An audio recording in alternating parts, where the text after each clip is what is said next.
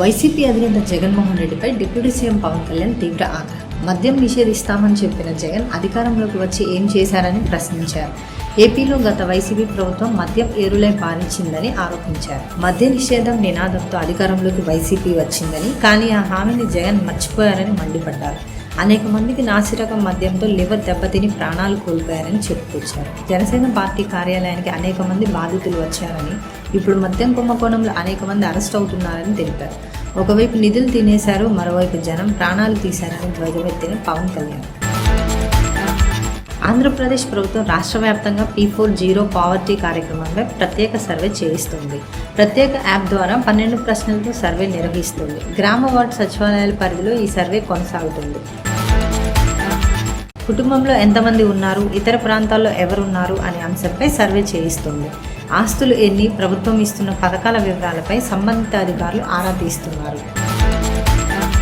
Telugu news ఛానల్కు ఇచ్చిన ప్రత్యేక ఇంటర్వ్యూలో పవన్ కళ్యాణ్ వ్యాఖ్యలు.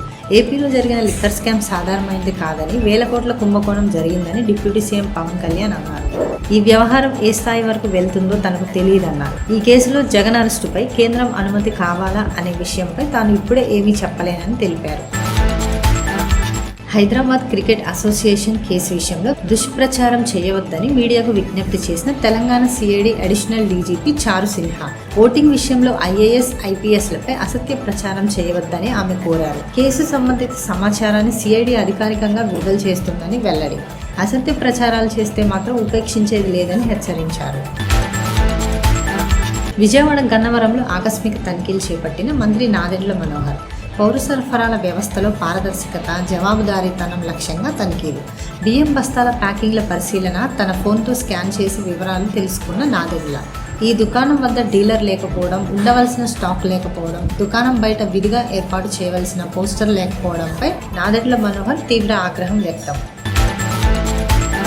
అమరావతి రైల్వే లైన్ భూసేకరణకి నోటిఫికేషన్ విడుదల చేశారు. నోటిఫికేషన్పై అభ్యంతరాలు వ్యక్తం చేసిన కుప్రావూరుకు చెందిన కొంతమంది రైతులు అమరావతి రైల్వే స్టేషన్కు భూములు ఇవ్వడానికి తాము సిద్ధమని స్పష్టం చేశారు.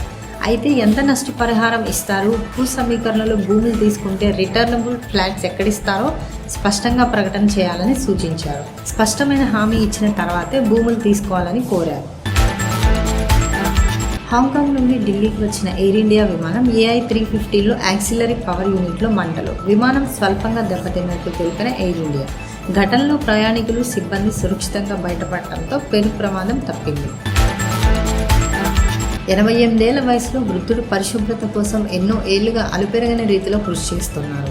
చండీగఢ్లో ప్రతిరోజు చెత్తను ఏరివేసే రిటైర్డ్ పోలీస్ అధికారి. ఆయనే చండీగఢ్ సర్కార్ 49కి చెందిన రిటైర్డ్ DIG ఇందర్జిత్ సింగ్ సిద్ధు. నిశ్శబ్ద స్వచ్ఛతా యోధుడికి నా స్థలం అంటూ ఆనంద్ మహేంద్ర స్పందన.